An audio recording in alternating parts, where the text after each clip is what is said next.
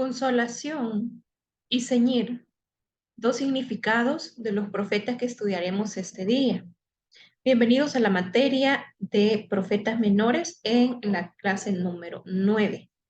Vamos a estudiar este día los profetas cuyos nombres decíamos significa consolación y ceñir.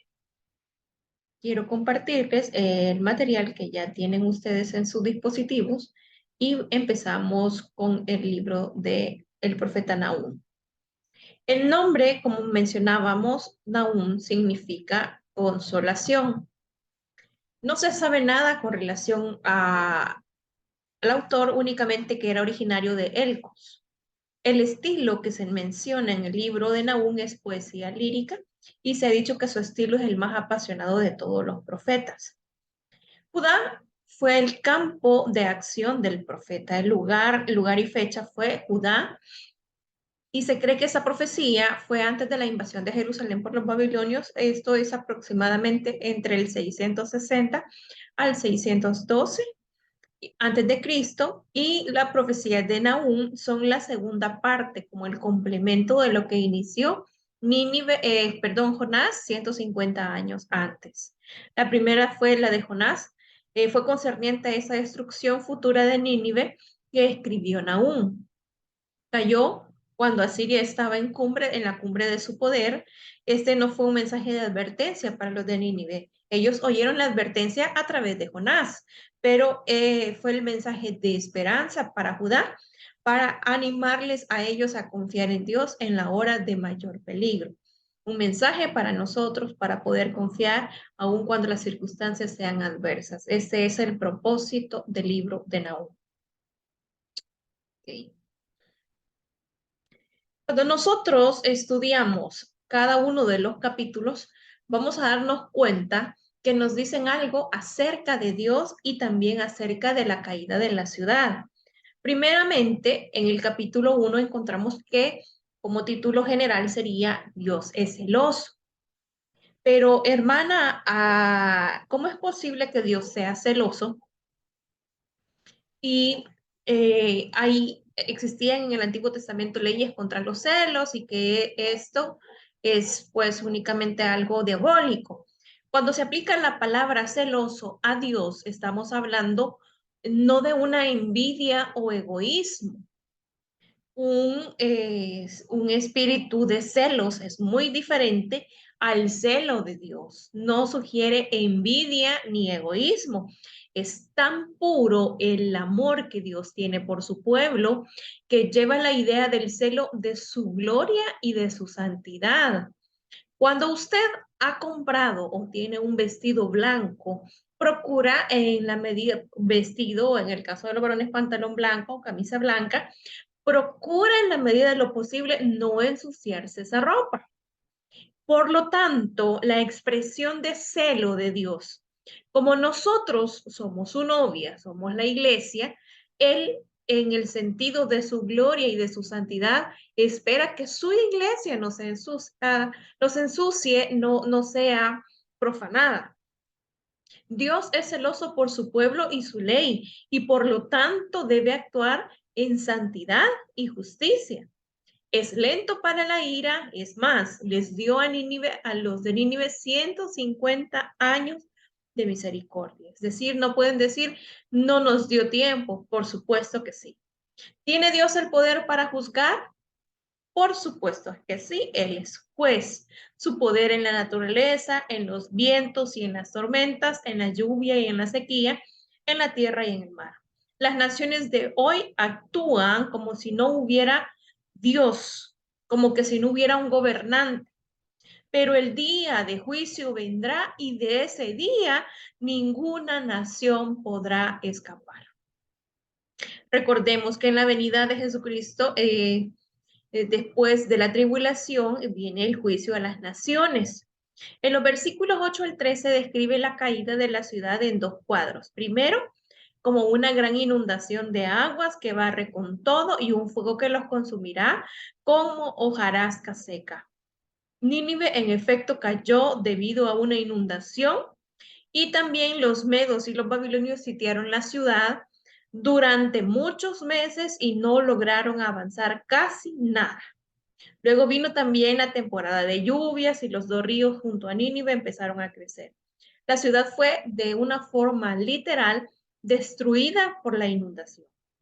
Dios no necesita ejércitos, puede usar sus gotas de lluvia. Vemos el caso reciente que por las noticias nos dimos cuenta después de ver un desfile, un carnaval en Brasil, sucedió que pareciera ser que las fuentes de las aguas se abrieran y surgió agua que a lo mejor era la que podía caer durante mucho tiempo, que cayó en un solo día. Entonces, Dios no necesita ejército para poder pelear contra aquellas naciones que oprimen, que profanan su santidad, que profanan lo santo o la justicia de Dios.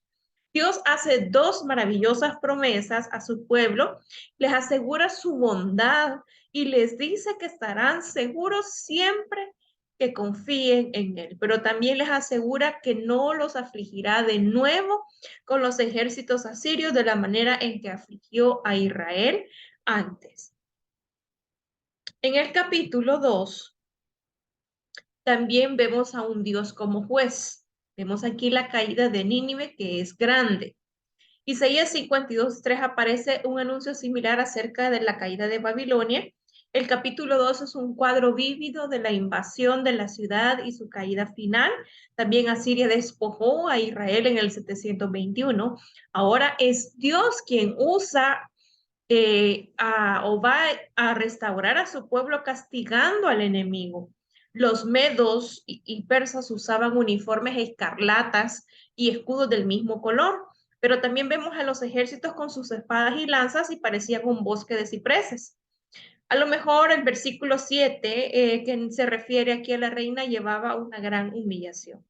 También hay una referencia a los leones repetida en los versículos 11 al 13. El león era símbolo del imperio asirio, quienes construyeron enormes estatuas de leones con cabezas de hombre. Y le pregunta de una forma desafiante, ¿dónde están tus leones ahora? Preguntan aún. ¿Dónde están tus gobernantes, tus paladines, aquellas personas en eminencia que creían que estando en el poder iban a ser eternos? Estoy contra ti. Dios trajo a los medos y a los babilonios contra Nínive y les permitió a ellos saquear la ciudad, pero también despojarla del botín, despojarla de las riquezas. Recordemos que una de las razones por las cuales hacían cautivos a las regiones era para también tomar el botín. Dios esperó 150 años para que Asiria se arrepintiera, pero rehusaron hacerlo. Y el capítulo 3 nos enseña que Dios es justo, justo. Nínive merece caer. Aquí están tratando aún de la justicia de este acto. ¿Por qué castigar a Nínive cuando una vez lo usó como instrumento? Pues bien, Dios castigaría a Judá a los pocos años. Permitiría también que los babilonios destruyeran a Jerusalén y llevaran cautivo al pueblo. Pero el propósito de Dios para Judá sería diferente al de Nínive.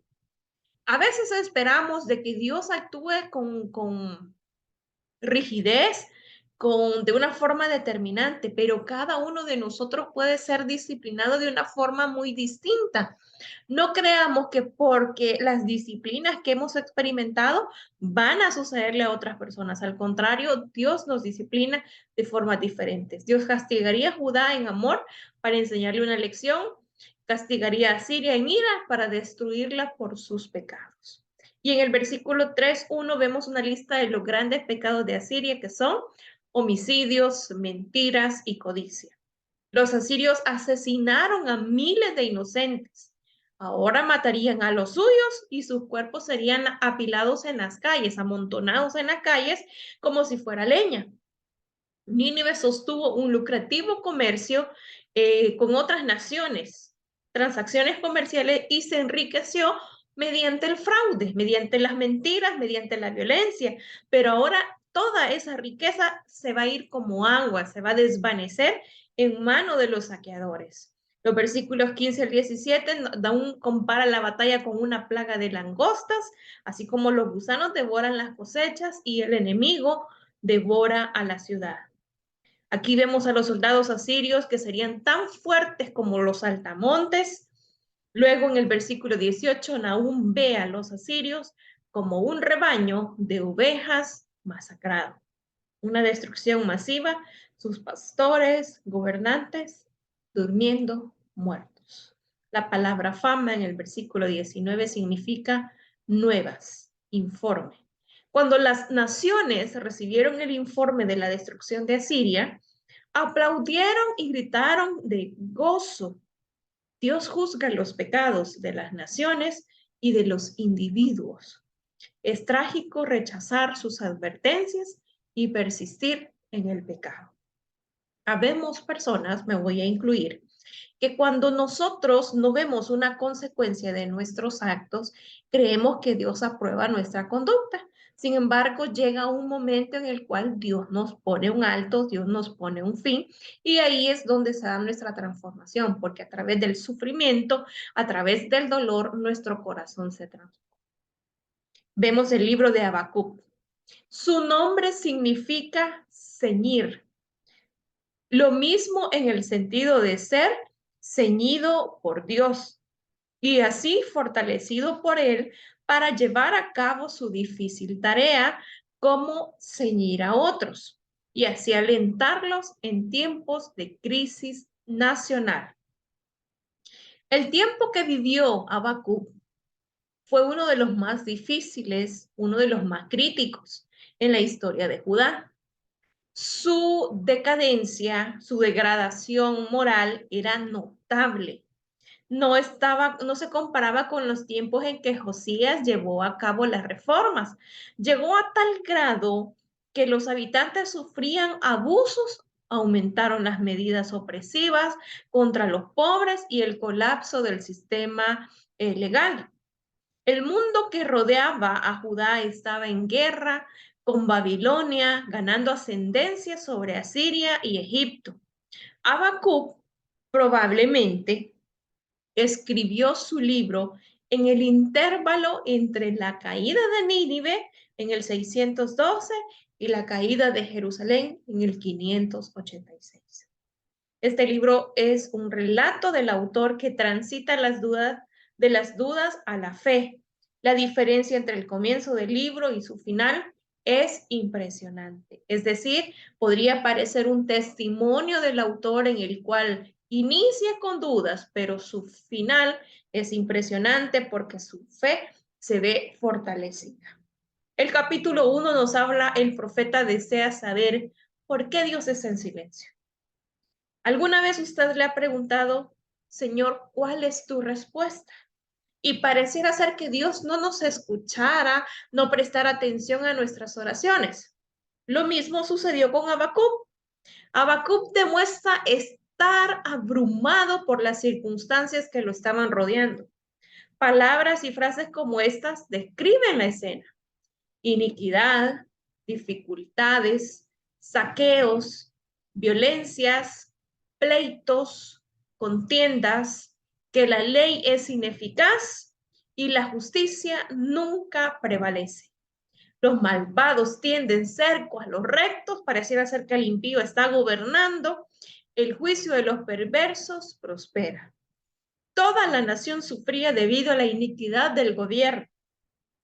Sin embargo, parecía que Dios no hacía algo al respecto. Dios le responde en los versículos del 5 al 11.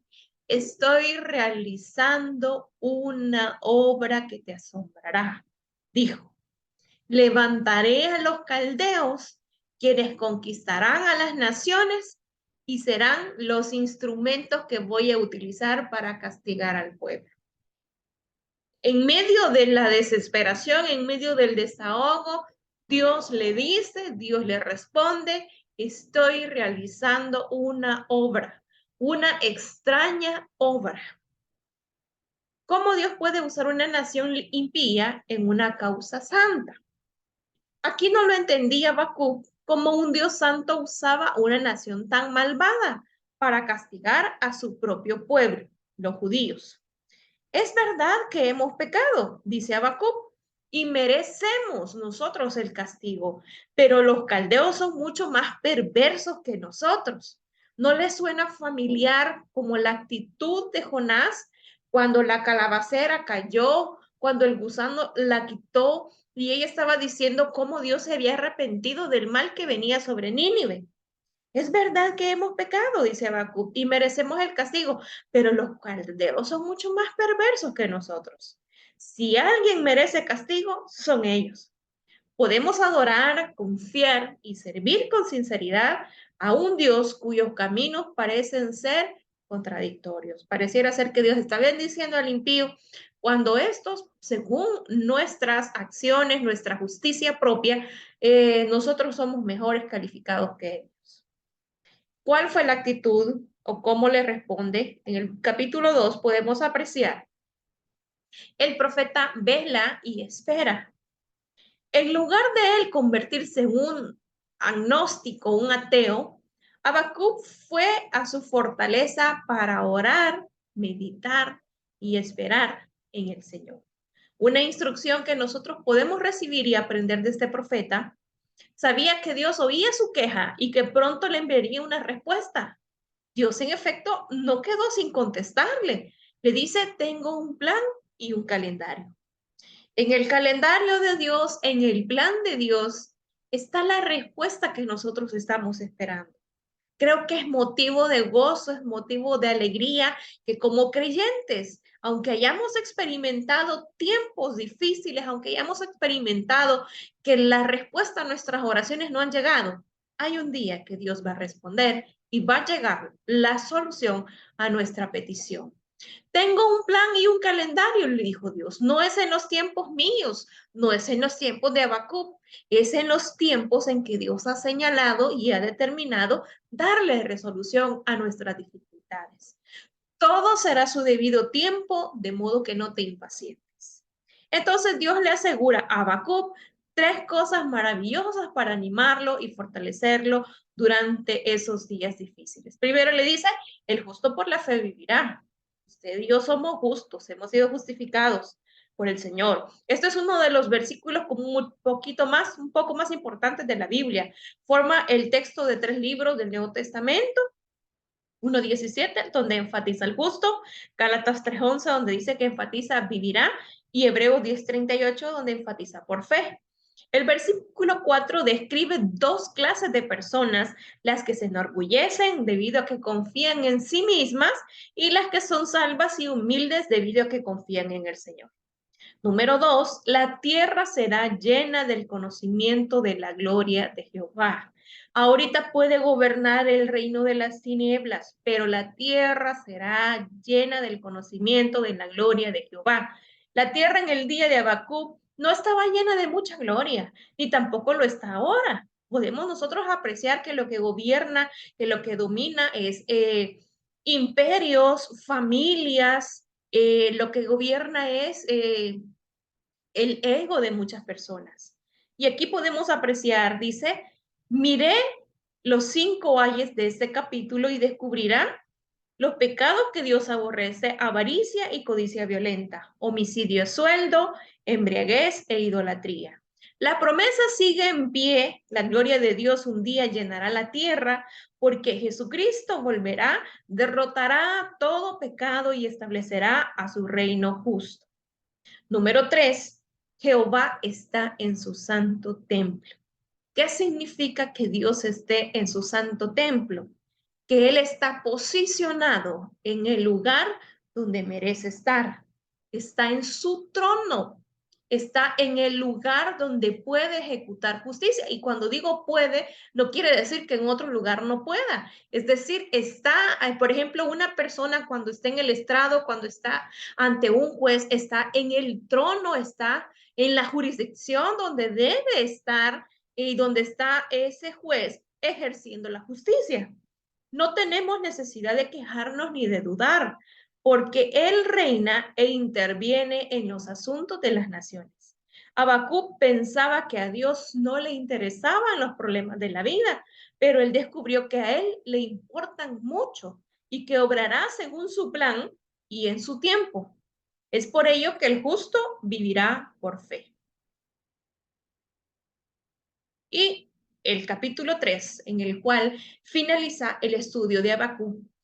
Aquí vemos a un Habacuc transformado.